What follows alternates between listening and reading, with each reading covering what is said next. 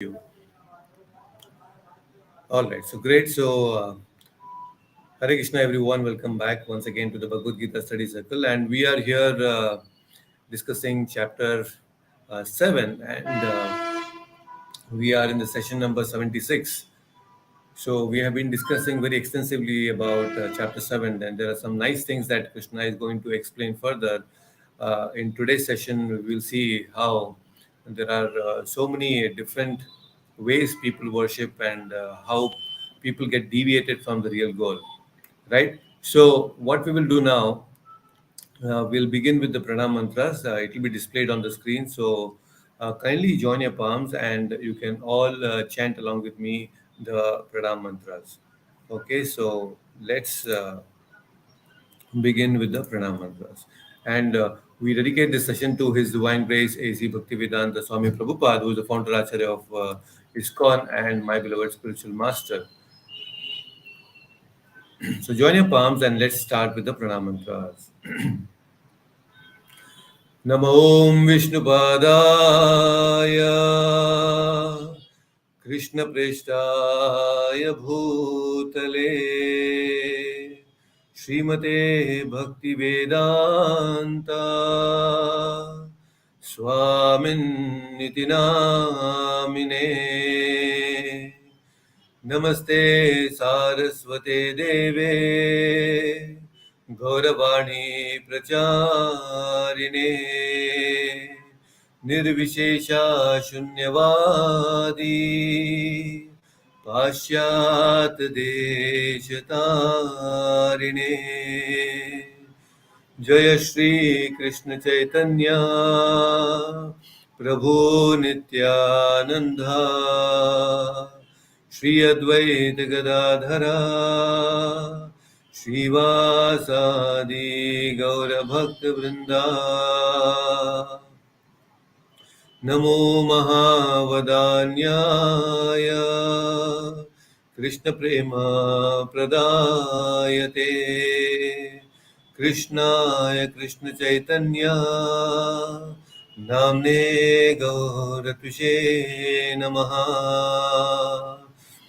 नमो ब्रह्मण्यदेवाय गोब्राह्मणहिताय च जगद्धिताय कृष्णाय गोविन्दाय नमो नमः हे कृष्णा करुणा सिन्धो दीनबन्धो जगत्पते गोपेश गोपिकान्त राधाकान्त नमोऽस्तुते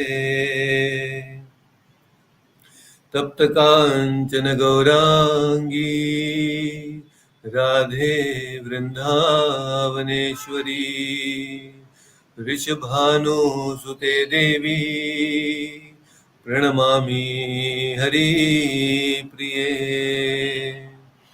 वाञ्छाकल्पतरुभ्यश्च कृपा सिन्धुभ्य एव च पतितानां पावनेभ्यो वैष्णवेभ्यो नमो नमः हरे Krishna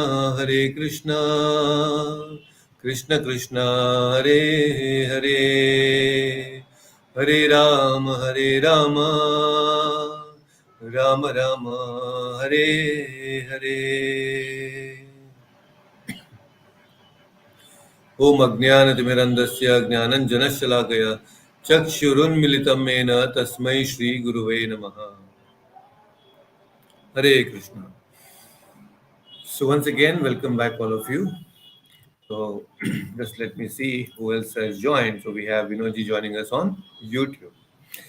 So in the previous session, we actually discussed about few interesting things, and Krishna said that how there are people with less intelligence, like yam yam tanum bhaktaha shraddha yarchitum ichchati tasya tasya shraddham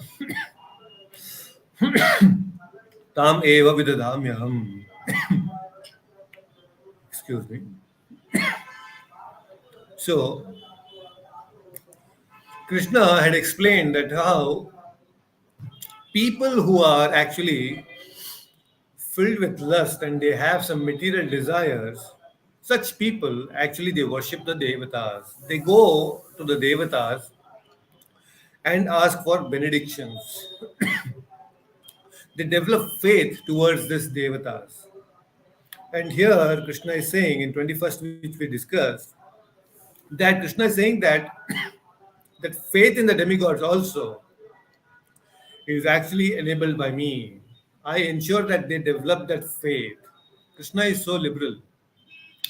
So, in order to worship any demigod, also, you need to have some faith, although that will be very unsteady, but still, to give that faith, Krishna helps them to get and develop that faith in the particular demigod. So, these people worship the demigods only because they want some material benediction. Most of the time, it is like that. They are not interested in really pleasing that Lord because they really are devoted to this particular demigod. No, I give you the example of Jarasandha. You see, Jarasandha was a very great worshipper of Lord Shiva, and then still he was not taking a dip in Mother Ganga in Ganges River because he thought that it is coming from the lotus feet of Vishnu, and I am a Vishnu Dveshi, so I don't want it. Now, although that same Ganga is being taken on the head of Lord Shiva, and Lord Shiva then enables or he actually helps Ganga to flow smoothly on this planet. He knows that, but still he will not accept it. Although the demigod whom he is worshipping, Lord Shiva, is accepting Mother Ganga, but Jarasandha was like, no, I will not. Whatever it is, but I will not accept because it is coming from the lotus feet of Lord Vishnu. So this kind of people are there where they are only worshipping the demigods because they are interested in their own self-interest actually. So although they do a lot of tapasya, they follow all these things, but it is only to actually satisfy their own desires. So let us understand what Krishna is going to say in this particular word, that is 22nd verse. So Dave, you can unmute yourself and let's chant this 22nd verse. Yes, Prabhu. Sataya Shraddhaya Yukta Sataya Shraddhaya Yukta Tasyardhanam Mihate Tasyar Adhanam Ihate Labhate Cha Tata Kaman Labhate Cha Tata Kaman Mayeva Vihitan Hitan.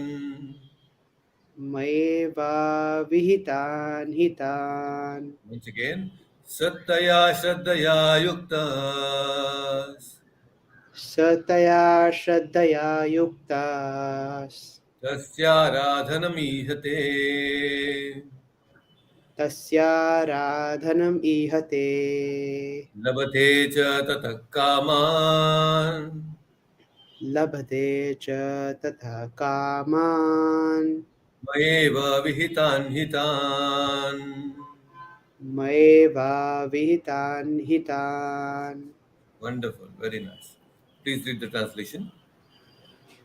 Endowed with such a faith, he endeavors to worship a particular demigod and obtains his desires.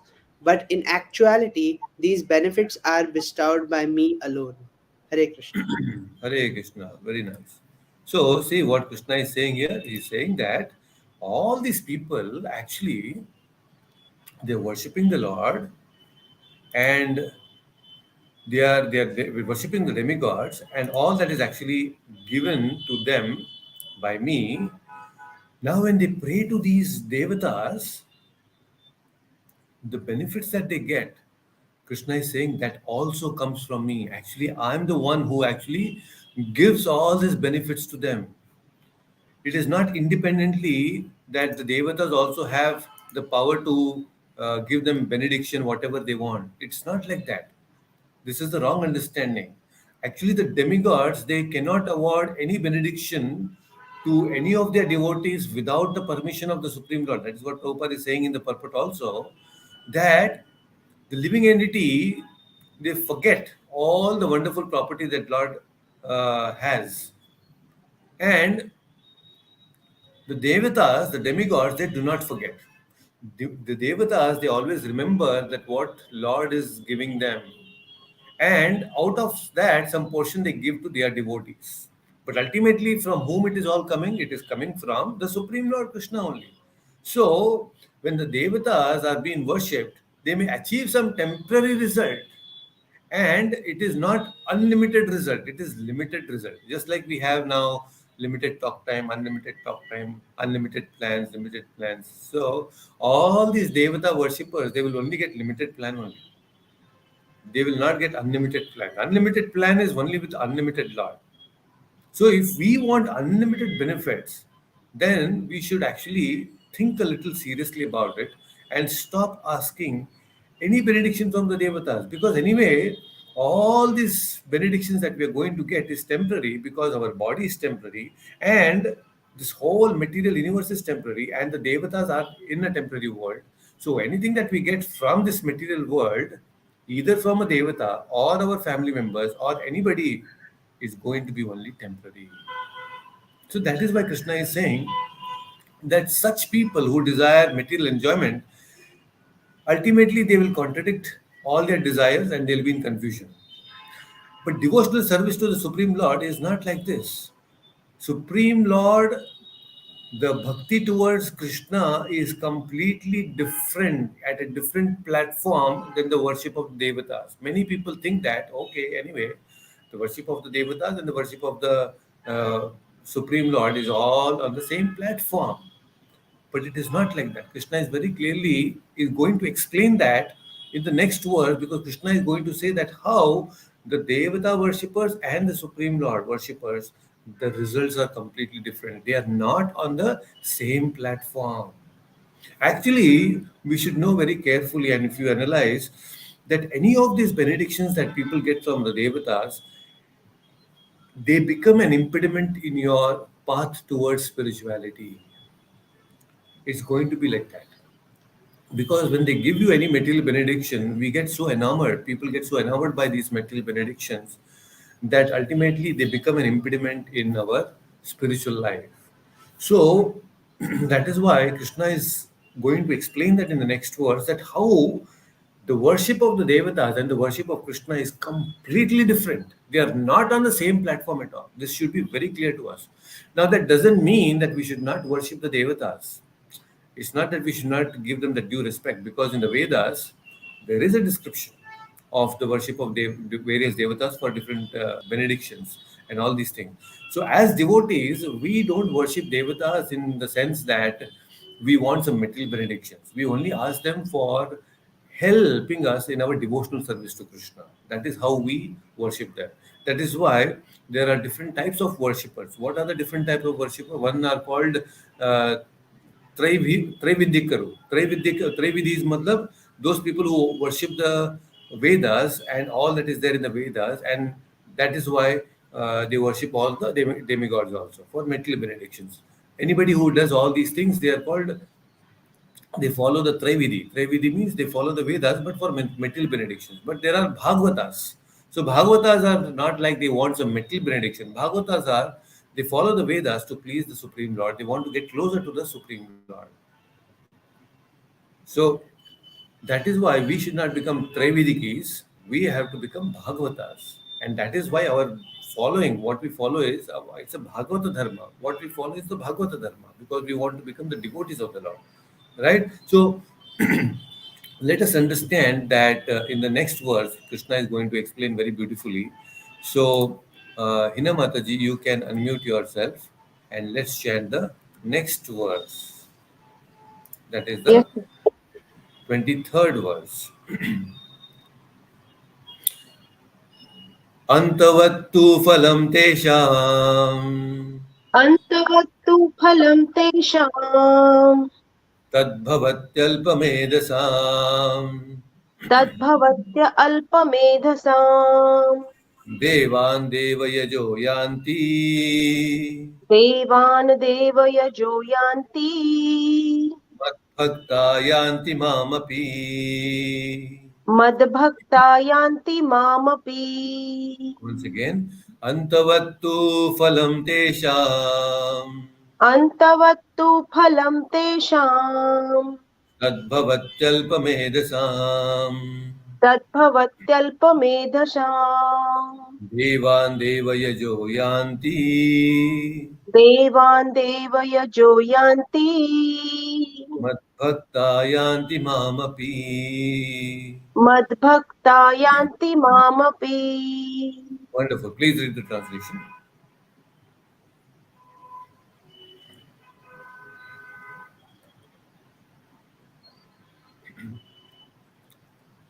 See, I got Yeah. disconnected.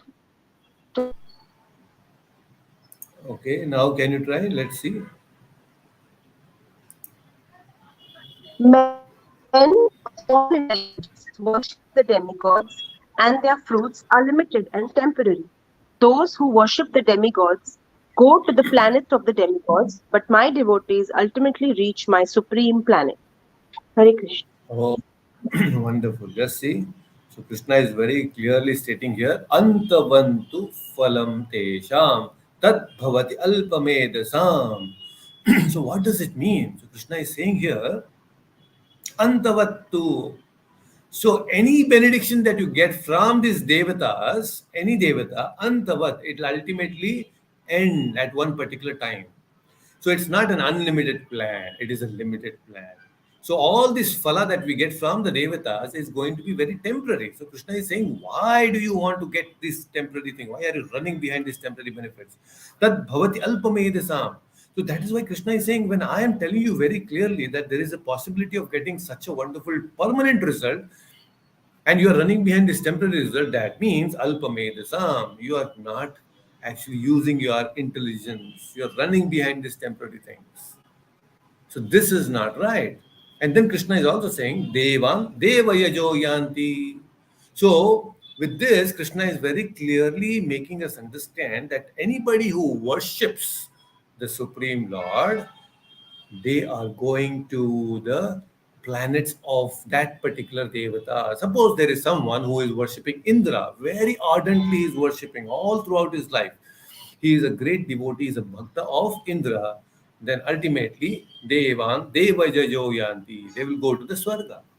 If somebody is worshipping the Pitra Devatas very clearly, now recently all of you, because of the event at home, um, uh, uh, Dev ji, Vinod ji, everybody, you had so many rituals going on at home, and you were trying to please the Pitra Devatas.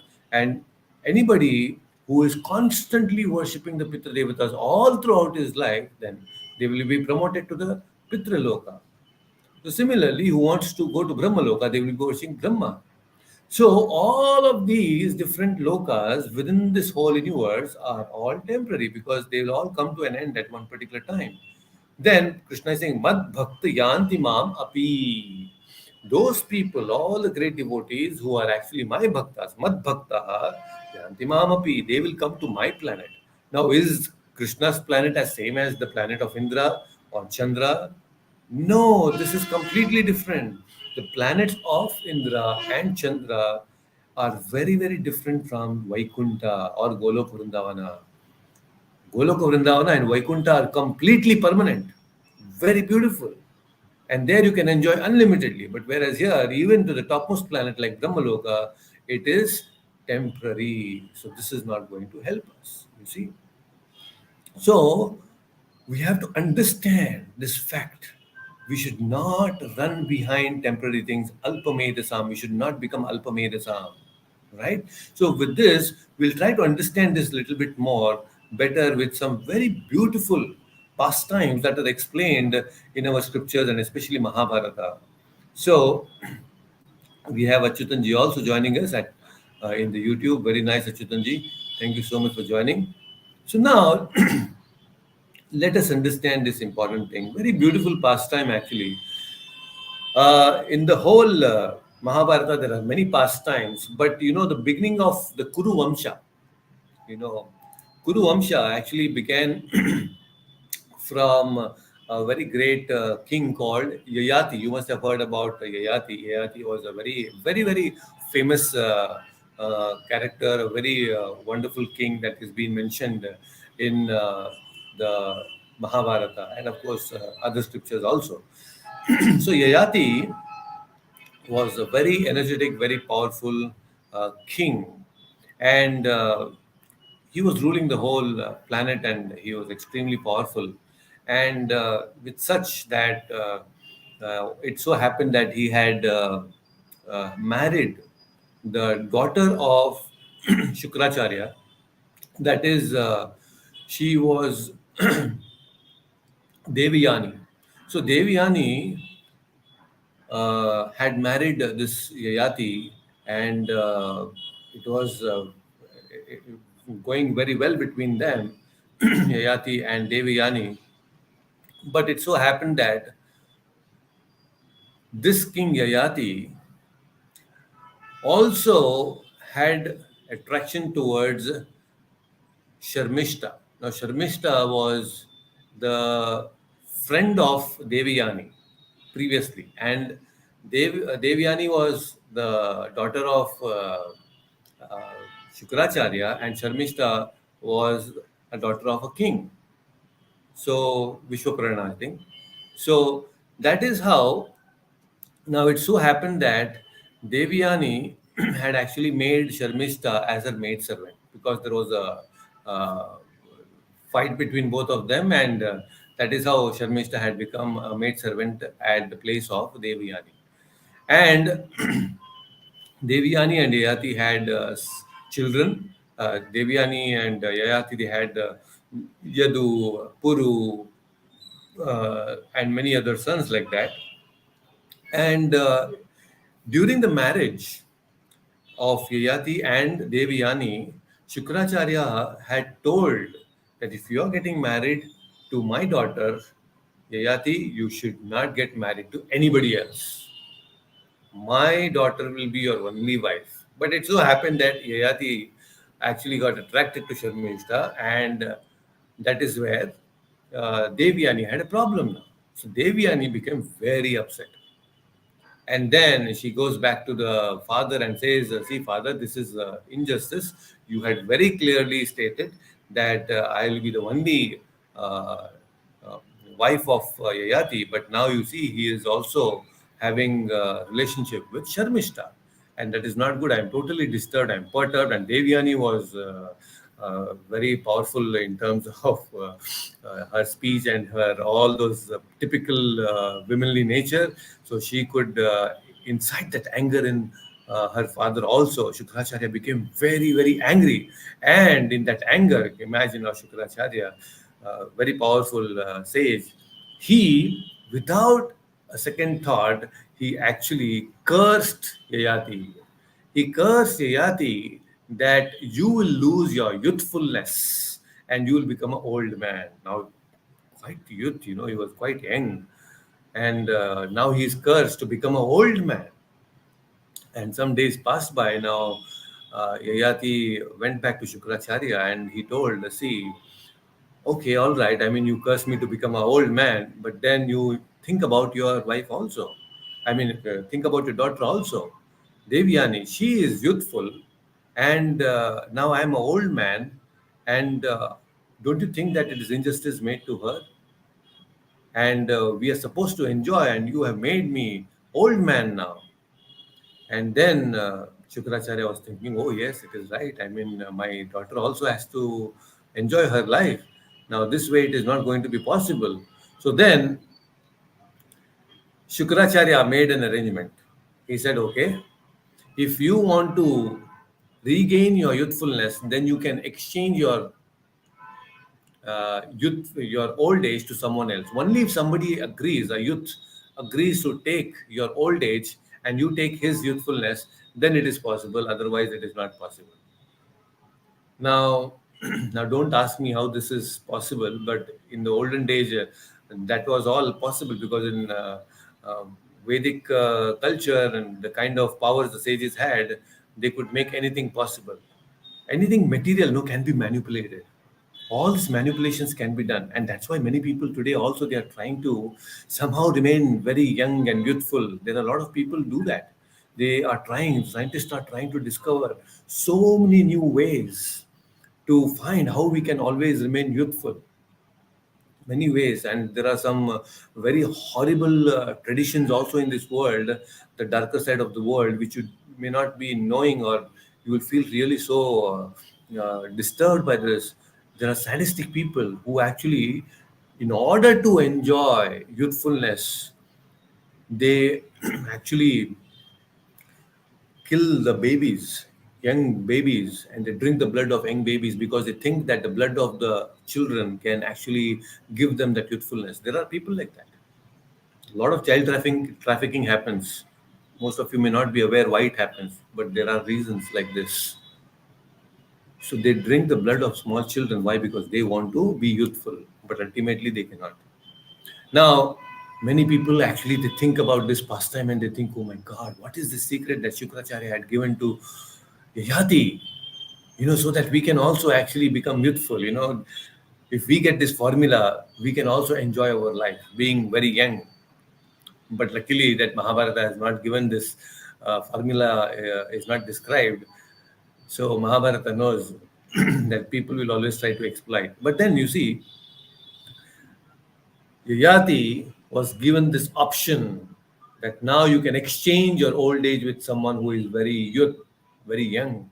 So now he was going on everywhere. He actually went to his sons, and Yadu, he straight away he denied. He said, "My father, I understand your situation, but I am also young, and I cannot give my youth to you because I have a long way to go in my life, and I don't want to become old." And other sons also, they all denied. There was only one son. His name was Puru. So Puru said, "My father, no problem. You please give your old age to me and let us exchange my youthfulness, and you become young and you enjoy." So Puru was actually a son of Yayati, and he accepted the old age of Yayati. And then Yayati blesses him, and Yayati, he started enjoying his life with Devyani, and for many, many years, many hundreds and thousands of years, they both enjoyed. And there was Puru, who was old. And after enjoying for some time, Yayati thought, okay, what is this? What am I doing? This is not fair. So he came back to Puru and said, I'm really pleased by what you did, but now I think it's good that I take back my old age. You take this youthfulness again. You enjoy, it's your time actually. And I am really pleased with whatever you have done. And that is how, again, they exchanged their youthfulness. And then Yayati, he started worshipping lot of devatas. He started performing big, big yagnas, and he accumulated a lot of punya by worshipping all the different devatas. He started accumulating so much of punya that after he left his body, he was promoted to the heavenly planets. Can you imagine? He went to the Indraloka, all the beautiful everything he was enjoying there. And in the heavenly planets, when Yayati was ruling, I mean, when he was actually enjoying there, it so happened that Indra, he called Yayati to his court once. They wanted to have a discussion, and Indra wanted to understand that what is Yayati's understanding about heavenly ruling and the earthly ruling. So he called Yayati to his court, and then he asked, "Okay, my dear Yayati, you were a great king on the earthly planet, and you also have understood a certain aspects of administration here on the heavenly planets. So you know administration of the earthly planet as well as the heavenly planets. So which one do you think is better?" Now this Yayati, he had an experience of both of them, but in front of Indra, he said, "Actually, my dear Indra, I think that nobody can rule like me. My administration was perfect, And I don't think that I have seen anybody who can match my ability in administration. Moment this was told by Yati, Indra cursed Yati. You fellow, you are talking like this in front of me. You can imagine in heavenly planets, in front of Indra, he's saying that nobody is greater than me. Indra said, immediately, now you fall down back to earth and with your head down. So Yayati, he started falling down. He started coming back to earth with full force. He was coming back and he was yelling, he's calling out everyone, please help me, please help me. And then there is no one who is able to help him. But then Yayati's daughter's children, that is his grandchildren from the daughter, they were doing a lot of tapasya, and by the ability of their tapasya, they somehow ensured that Yayati did not crash land. He was on the, he was protected and he was there floating in the air. So he did not crash. He did not do any bhusparsha. So that is where the discussions happen very beautifully. That the grandchildren are educating their grandfather, Yayati. Can you imagine? The grandchildren are now talking the Brahmajnana to Yayati, and then, oh my God, he realizes what a big mistake did I do. First of all, I wanted to enjoy. And then, actually, when I got all this youth from Puru, my son, I enjoyed so much, and then I went back and told him also. In fact, after enjoying for so many years with Devyani, he comes and tells Puru that, my dear Puru, please remember one thing. There is no old age for money, seeking wealth. Anybody has a desire to get a lot of wealth, there is no old age. There is no old age for that thinking, for that thought. Always, at any given time, people want to gain a lot of money.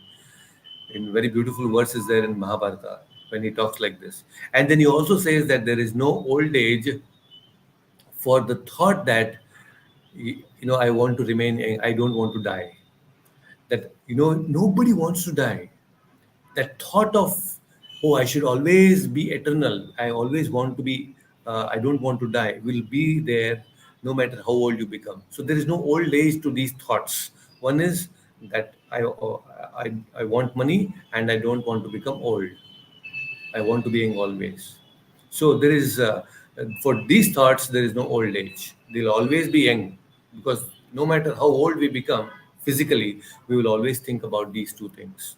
So now, these grandchildren of Yayati protected him and they gave him Brahmagnana. And then, of course, Yayati understands his mistakes and then he goes back. So, why I'm sharing this, why we discuss this particular pastime is because we should know and understand that any benediction that we get from the Devatas is temporary. In fact, Indra later on, he comes back to Yayati and says, he tells him that Yayati, I was already knowing that what is the administration of the earth and administration of heavenly is like. Don't you think that Indra will not know? Indra will know, of course. But I called you because your punya was over and you had to actually come back to the earthly planet. So this was an instance that was created so that you speak something like this and then I'll curse you and you come back. So you see, when your punya is over, you will not be allowed to stay in the heavenly planets. You have to come back. Isn't it that what Krishna has explained a few verses before also? That you have to come back to these earthly planets even if you get great benediction from the Devatas. So then this is why Krishna is saying Alpamedasam. And you will see a lot of such pastimes in the scripture. And in Mahabharata itself, in the Chandravamsha, actually the the ancestor, one of the ancestor of Yayati himself was called Nahusha. There's the pastime of Nahusha. Also, he was a great king again. All in the Chandravamsha. Yayati also was in Chandravamsha, and his ancestor was Nahusha. So this Nahusha was also a great king. So now it so happened once that the post of Indra was empty because Indra had committed something, blunder, and he was removed from his post temporarily. So now there was nobody to actually rule the Indra Loka. Now, without the king, it is very difficult.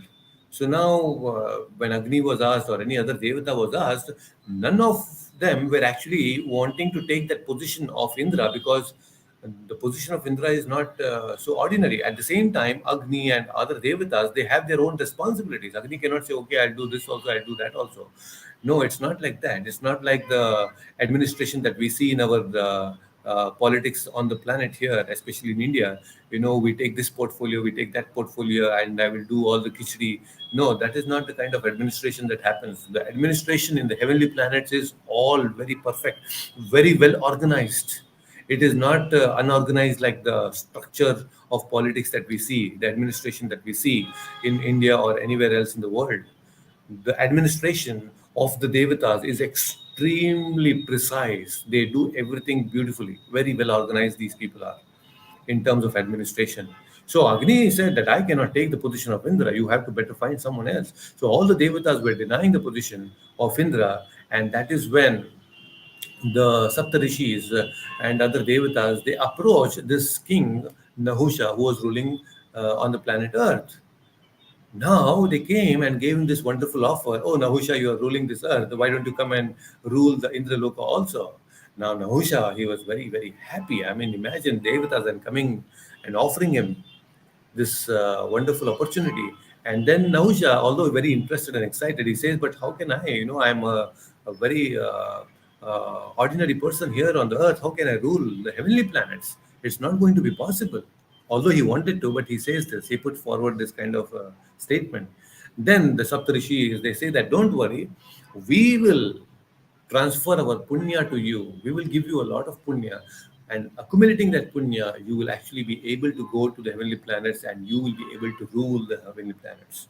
So imagine all the Saptarishis, by performing yajna and everything, they actually gave their pious credits, their punya, to this king, Nahusha. And then now Nahusha is promoted to heavenly planets. And until then, Nahusha was actually, he was bowing down to all the Devatas, he was bowing down to all the Saptarishis. He was very humble, he was displaying his humble attitude. But then when he actually sat on the throne of Indra, oh my God, then there was some confusion in his mind now. Not confusion, but that ego started propping up. Until then, he was bowing down and he was humbly trying to, with humble attitude, he was giving respect to everyone. But then when he sat on the throne, his mind changed. And that is what happens with power. When you actually get a lot of power, then your mind gets corrupt. So now he was having a lot of power, and then with that power, he wanted to enjoy everything that belongs to Indra. He started uh, thinking that now I'm the king and I can enjoy everyone to the extent that he said that now I want to enjoy with Mother Sachi also. Mother Sachi, who is the wife of Indra. Can you imagine? He's saying that now Mother Sachi belongs to me. And now, when this news went to Mother Sachi, Sachi said that, oh, this fellow is thinking like this.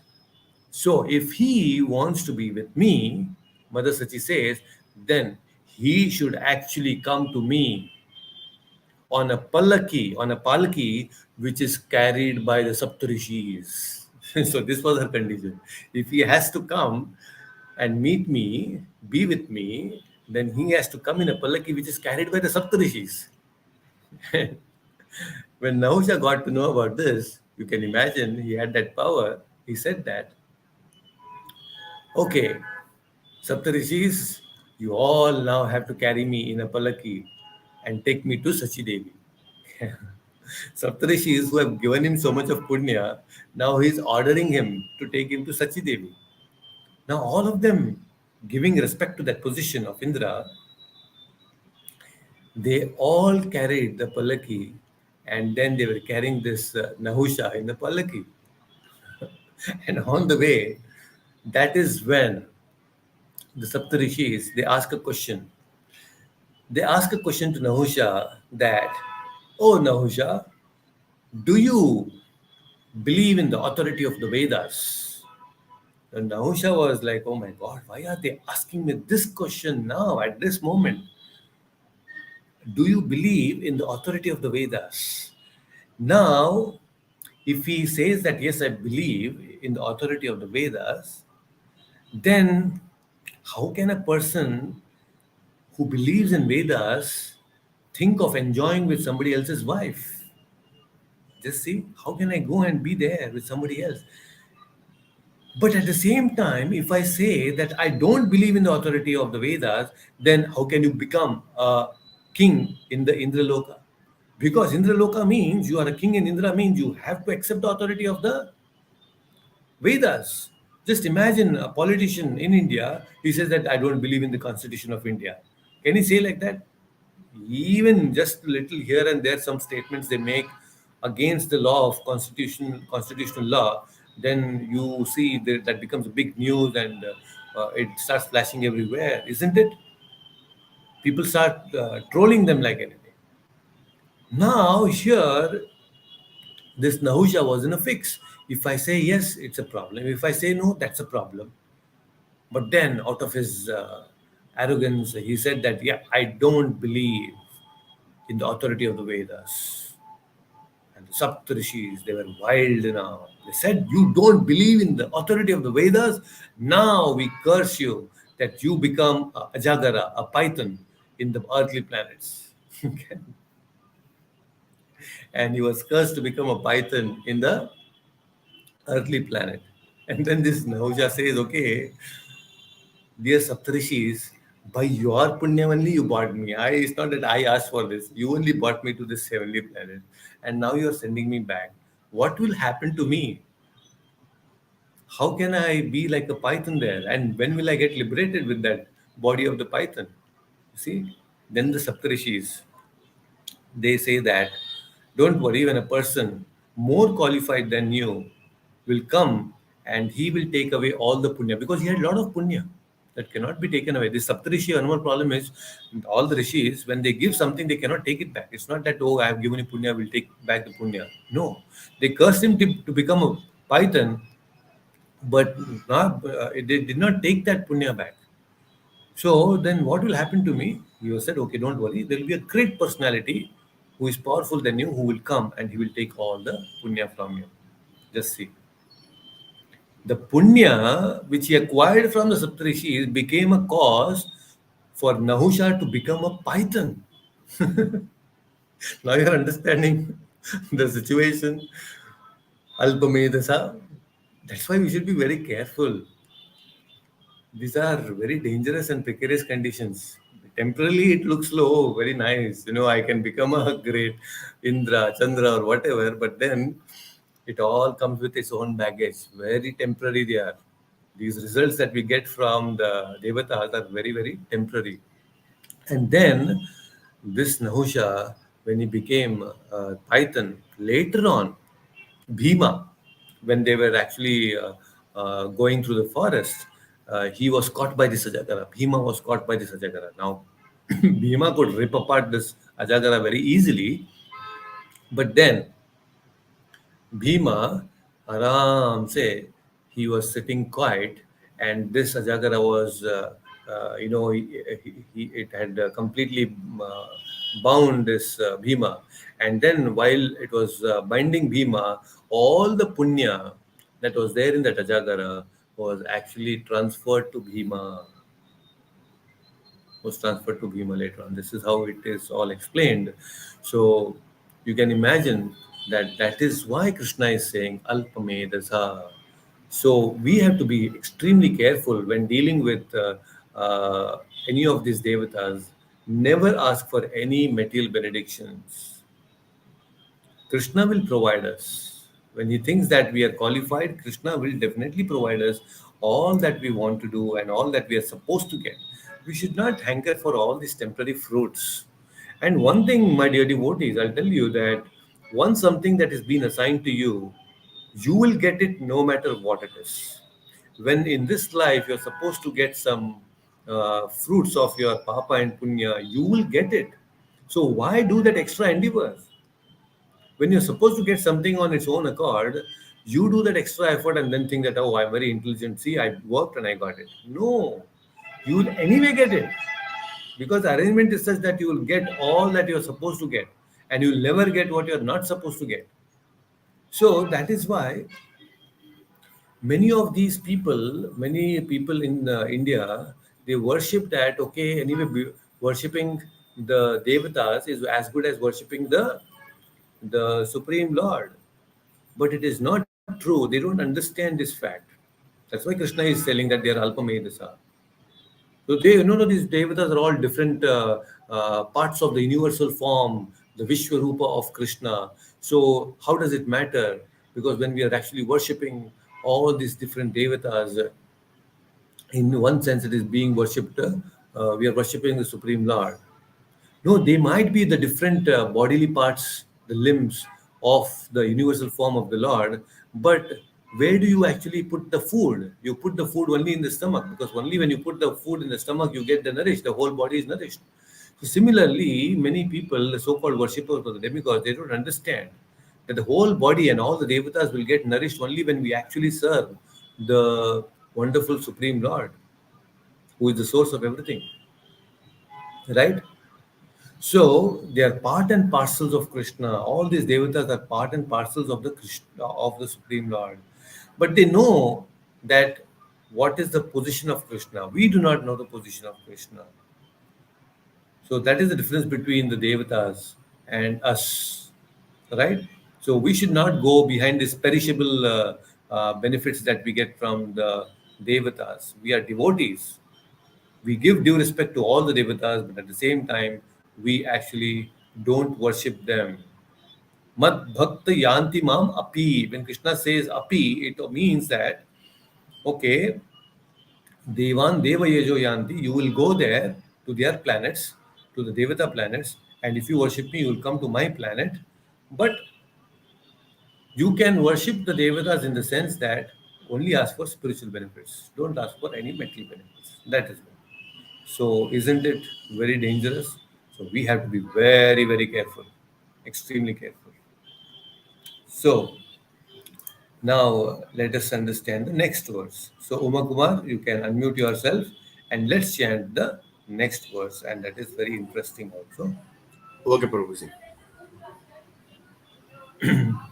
Avyaktam vyaktimapannam Avyaktam vyaktimapannam manyate mama buddhayaha manyate mama buddhayaha param bhavam ajananto param bhavam ajananto mamavyayam manuttamam. mama vayam anuttamam Once again, avyaktam vyaktimapannam avyaktam vyakti apannam manyate mama buddhayaha manyate mama buddhayaha param bhavam ajananto param bhavam ajananto mamavyayam manuttamam. mama vayam anuttamam. Wonderful. Please read the translation by yourself. Unintelligent men who do not know me perfectly think that I, the Supreme Personality of Godhead, Krishna, was impersonal before and have now assured this personality. Due to their small knowledge, they do not know my higher. Prabhuji, that is not, bottom lines are Okay, not visible. no problem. Higher, I'll read my back. higher. Higher nature, which is imperishable and supreme. Hare Krishna. Okay, wonderful, very nice. So, if you carefully see now, again, very interesting, Krishna is saying here that these people, okay, I think I need to share once again. Huh. Unintelligent men, abuddhayaha, they do not know me perfectly. They think that Krishna has assumed this form. Avyaktam vyaktimapannam. Let us understand this. Avyaktam, Vyaktim, Apannam. Avyakta means unmanifest. Vyaktim means manifest. So Krishna is telling that there are people, not just those people who are Trivedikas. Trivedikas means those people who follow the Vedas. Second people are Bhagavatas. But Krishna is saying there are another category of people also. Who are those? Dveshis. Vishnu Dveshis. So such people. Krishna is talking about those Vishnu Dveshis here. So who are those Vishnu Dveshis? What do they do actually? They do not believe in the personality of Godhead. They think that, oh, it was all unmanifest, and then this Krishna, he manifests from that something which is unmanifest. He assumes a certain form. So Krishna is saying there, abuddhayaha. Why? Because param bhavam ajananto. They do not understand my superior nature. They cannot really fathom the fact that Krishna, there is a personality who can have so many unlimited potencies. See? So this is all because of the Yoga Maya. It's covered. Yoga Maya, it covers their intelligence. They cannot really understand the supremacy of Krishna. Many times we may think that, oh, see, this Krishna is actually speaking to Arjuna in a personal form. Krishna is having a form, two-handed form, and he's speaking. In spite of seeing Krishna on the battlefield, many people, they did not accept Krishna as the Supreme Lord. Just like you see this Shishupala also, when there's the Rajasuya Yagna happening, what did he do? He was insulting Krishna. Krishna, the Supreme Lord, is in front of him, but he was insulting Krishna like anything. It was only Bhishma, a great devotee. He stopped him, saying that, oh, you are foolish. Krishna is the Supreme Personality of Godhead. Why? Because Bhishma was a great devotee. He could understand the position of Krishna. The Pandavas, they were aware of the position of Krishna. Not everybody. Duryodhana, he was not aware. So, although the Supreme Lord is present before them, they cannot understand Krishna. Why? Because they are covered by Yoga Maya. They cannot understand. It is so difficult. It is only Krishna who has to reveal. Only by the mercy of Krishna we can understand him. And we can understand Krishna only when we perform devotional activities, devotional bhakti when we do. That is when Krishna reveals himself. It is not so easy. Even in a small family, there are so many things that we have to manage. Something that the parents know or we share with our parents, we may not talk that to our wife or husband. Our husband and wife may not know certain things which we share with our parents. And something that which we share with our husband and wife, the children may not know. We decide how much we should reveal to whom. If we can have all this differentiation within a single family, you can imagine the Lord who is Swaraj, he can also think how much should I reveal and how much should I not reveal. Right? So this is why Krishna is very perfect in dealing with everything in every situation. This Yoga Maya covers us. It doesn't allow us to look the real picture of Krishna. So just like imagine there are a lot of new security systems that have been developed in this world. When you go to a jewelry shop, there are so many different jewelries and there is a very precious stone which is kept. Now that precious stone, it is all open and it is put it in a glass. Now somebody may think that okay, now actually I can somehow break the glass and take it, and no one will get to know about it. No, it's not like that. Actually, all those surroundings will be of the jewel will be having some infrared rays, and the infrared rays moment you intercept that, there will be security alarm that goes on. You cannot actually take it. Even in some movies we see, right? They go and they try to take it, and immediately when they take that, they intercept that radiations and the rays, and there is an alarm. Similarly, the Lord is like a jewel, and it has its own security, Yoga Maya. Moment somebody who is a non-devotee tries to enter, immediately you will be out. Krishna is alerted. Hey, come on, you go. You don't have access to it now. So the Paramatma, the jewel is right within our heart. How much do we really understand that? We are not able to see the Paramatma within our heart because right now that illusion is there in our mind, and at the same time there is your Yoga Maya which will not reveal Krishna to us. That security system is there. So if you have to go and see Krishna, then you have to do this only through the devotional service. Only through that it is possible. Now, many people they put this argument forward, especially those people who say that, oh, the Lord is unmanifest, but he assumes actually he is formless, but he assumes a form and takes avatar on a specific time of this yugas. All this kind of confusion, and they give a very nice logic to it. What is the logic? They say that, okay, if I take the water of the Ganga, the water from the river Kaveri and Godavari, and then now I take this from different cups and I put them into one bowl, single bowl. Now, once all this water from Ganga, Kaveri, and Godavari is put into one single bowl, can you differentiate the waters?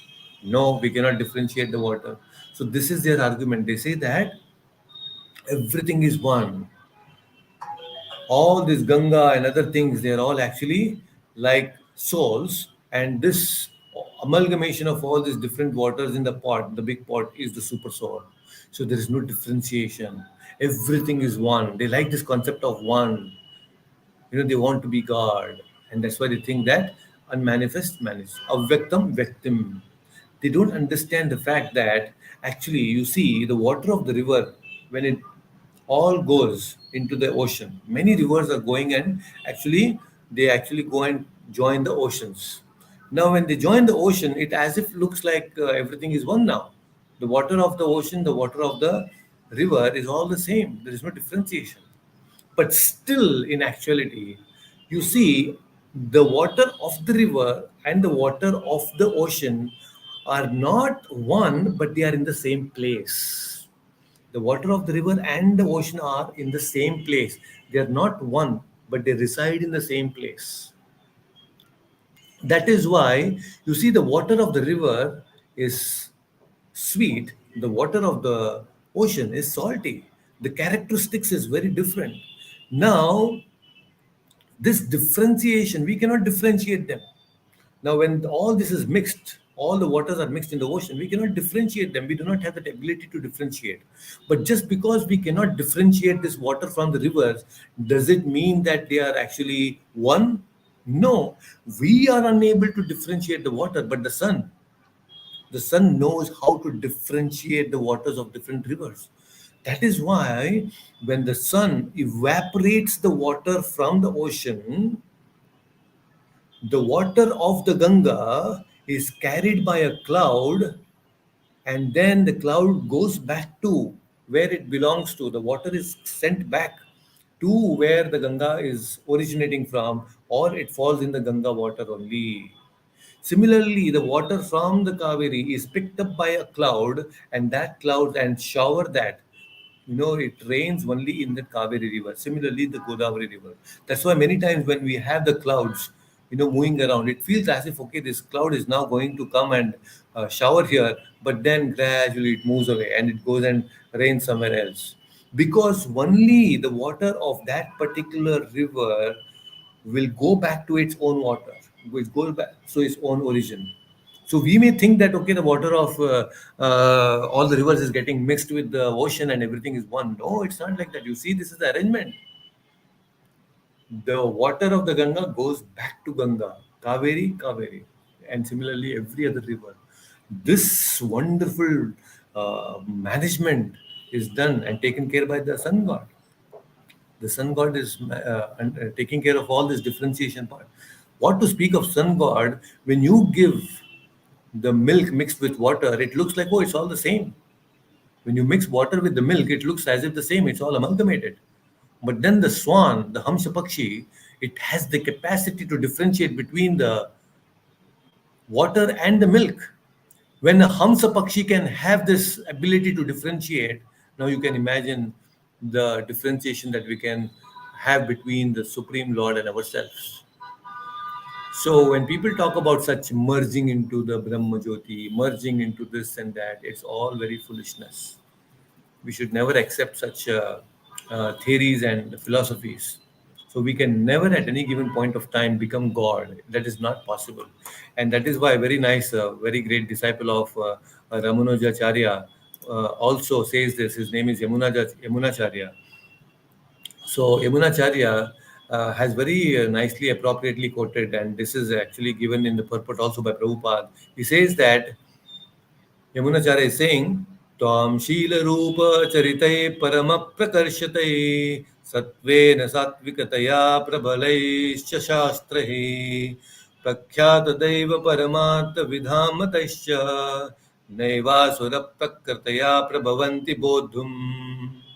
See, the Lord is saying that how, oh my dear Lord, the devotees like Vyasadeva and Narada know you to be the personality of Godhead. By understanding different Vedic literatures, one can come to know your characteristics, your form, and your activities. And one can thus understand that you are the Supreme Personality of Godhead. But those who are in the modes of passion and ignorance, the demons, the non devotees, cannot understand you. They are unable to understand you. However, expert such devotees may be in the discussing of Vedanta and Upanishads and other Vedic literatures. It is not possible for them to understand the personality of God. So, in the Stotra Ratna, this has been explained by Yamunacharya that even some people who are talking about Vedas and Patana Patana they have done, still they may not accept the personality of Godhead, the beautiful form of the Lord. That's why there are Mayavadis. They read Vedas and everything, but they don't understand this very simple fact that Lord also can have a beautiful form.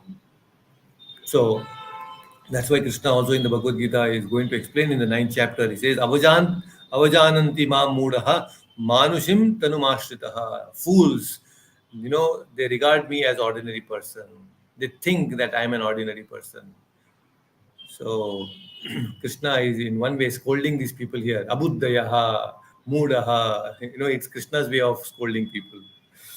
So that is why we should understand that Krishna is having a very beautiful form. And Prabhupada gives another very nice quotation from the Srimad Bhagavatam, which is mentioned in the purport. Prabhupada says that अथापि ते अथापि ते देवपदाम्बुजद्वया प्रसादलेन सुगृहीत एव हि जानाति तत्त्वं भगवान् महिम्नो न चान्यो एकोऽपि चिरं विचिन्वन्.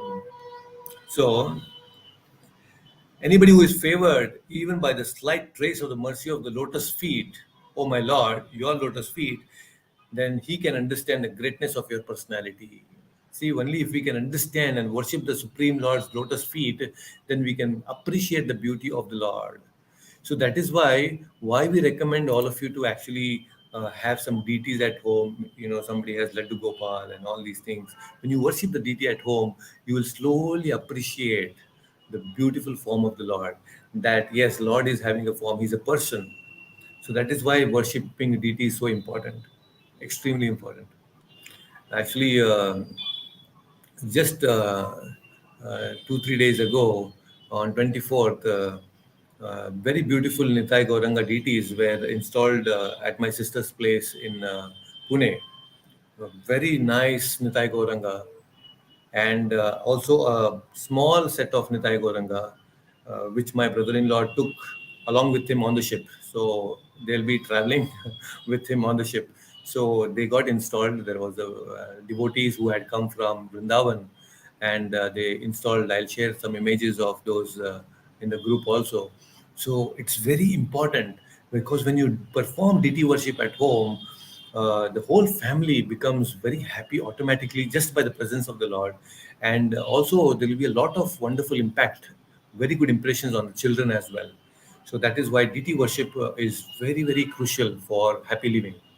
Any family who wants to become happy just by performing deity worship, everything will be so wonderful.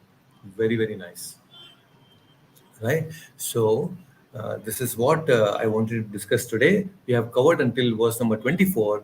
So verse number 25 we will take it in the next session. And Mataji had asked a question before we started this session, and the question was that why is it so important to have a spiritual master? If we want to progress in our spiritual life, if we actually want to go back to the Supreme Lord, we want to go to the spiritual world, is it necessary to have a spiritual master? Actually, this itself is a topic to be discussed, a very beautiful topic that can be discussed. But briefly, I will try to explain. One thing we should know, our tradition is such that the Vedic tradition, we follow the Guru Parampara system. And in the fourth chapter, also we have discussed that how Krishna explains in the second verse, Evam Parampara Praptam Imam Rajarchayo Viduhu. Krishna talks about Parampara. So we are talking about Guru Parampara. There is Vamsha Parampara also. But Vamsha Parampara is our family lineage. But there is Guru Parampara, which is originating from Krishna. So why is this system required? Because these great acharyas in the parampara are direct representatives of the Lord. They are acting on behalf of the Lord. And when they are acting on behalf of the Lord, they know the intent of the Lord. And when they come here for a specific purpose to reclaim back the devotees, they know exactly what to give us according to time, place, and circumstances.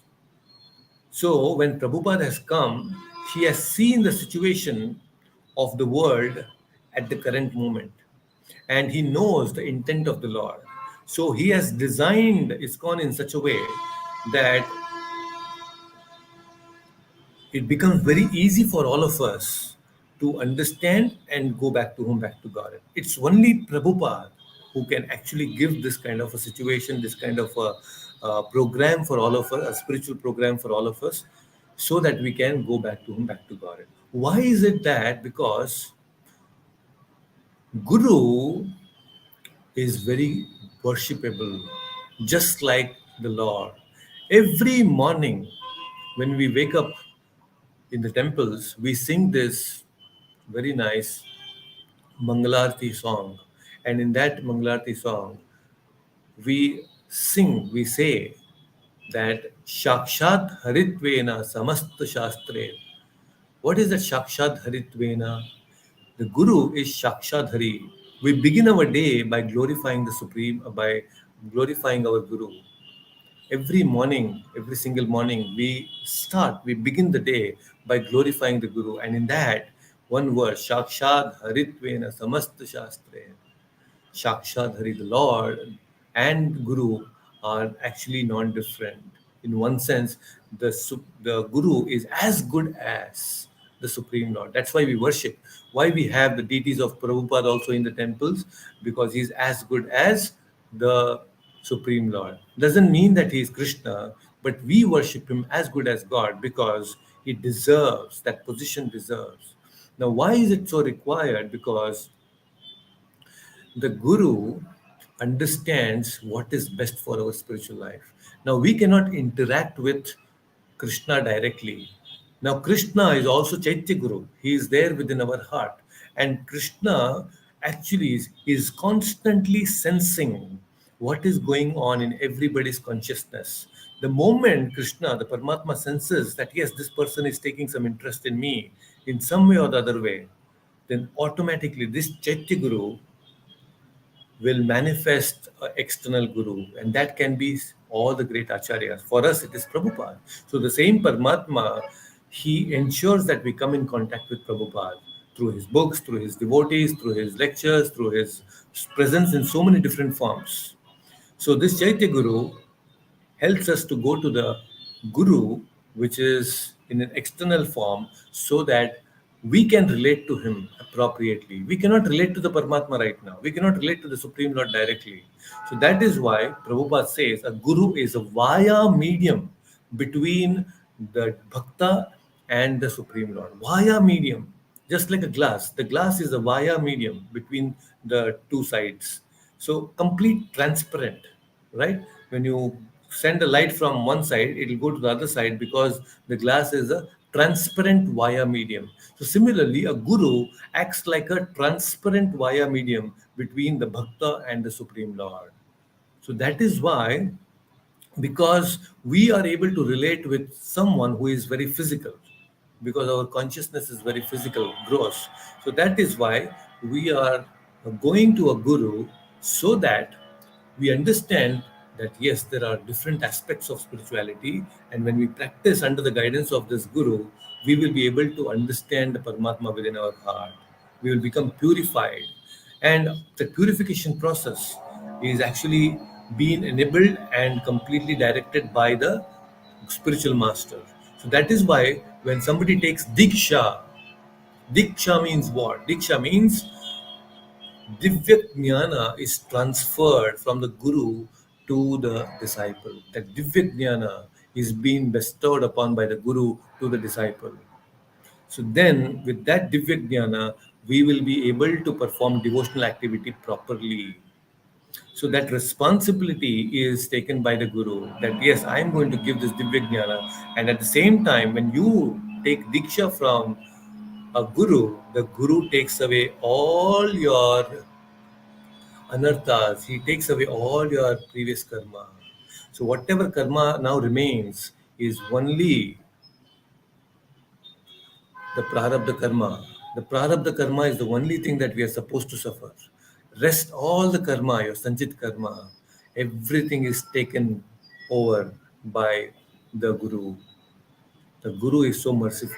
He takes away all our uh, bad karma, and you will become purified. So, the Divya Jnana, if you want to acquire from a Guru, then you have to worship the Guru. That's why Krishna said in the fourth chapter again, 34th verse, Tad Vidhi Pranipatena Pariprashnena Sevaya Upadekshanti Te Jnanam Jnaninas Tattvadarshinaha. So you have to go and serve the Tattvadarshis, and then that Tattvadarshi will give you Upadesha on the Divya Jnana. So then the process is complete. Then you can approach Krishna. It is not easy to approach Krishna directly. You have to go through the via medium, and that is the Guru. When we cannot meet the President or the Prime Minister of India directly, then what to speak about the Prime Minister of the whole universe? We cannot meet him. We have so many protocols to follow. Even if the Prime Minister comes to our own place, our own city, still can we meet him? We cannot meet because it is not possible. There are so many restrictions. So similarly, to meet the Lord, it's not so easy. But you can meet through his associate, and that is a guru, a great acharya. So when you perfectly understand how to worship a guru, then you will be able to worship the Lord also perfectly. So this having a guru gives us a first-hand experience of how to worship the Supreme Lord. When you worship your guru, you understand how to worship the Supreme Lord also. That is why we need a guru, right? So hope that answers your question, Mataji. To some extent, it's a very big topic to discuss, because Prabhuji. Yes. yeah, because we should first of all understand who is a qualified guru. Because before accepting a guru, we should understand who is a qualified guru. And once we know who is a qualified guru, then we should completely, with faith, surrender to that guru. So that is why when you are understanding the Bhagavad Gita, it is important that slowly you all should read the biography of Prabhupada. Again and again, I'm telling this to you and reminding this to you, because only when you read about Prabhupada, you will understand who is a true Bhagavata, what are the qualifications of a guru. I may not explain everything, but when you read, then it will be a great thing. In fact, one of you can, every night you can have a kind of a ritual where every day, maybe for 15 minutes or half an hour, you take the biography of Prabhupada and you start discussing after dinner or before dinner or whenever. So then it becomes very, very nice. Along with the Bhagavad Gita study, if you can read the biography of Prabhupada, then you will understand more about him. Then you will know what is a guru, what is the qualifications of a guru, right? So Thank you. So this is what we have discussed today, and definitely we will discuss more in the upcoming sessions. So thank you so much for joining, and Achutanji, Vinodji, Hina Mataji, Dev, Uma Kumar, Hina Mataji, everyone. So we will meet again next Sunday. Today, uh, Kaushik could not join because this time he said that his children are going to bed and he has to ensure that they sleep. That's why it's clashing with his time, so he's not able to join live sessions. So he could not join, but he will be joining and hearing to the recorded sessions. So please, all of you, take care and stay safe. We will meet again next Sunday. Until then, Hare Krishna, Hare Hare Krishna, Krishna. Hare Hare Krishna Prabhu. Hare Krishna.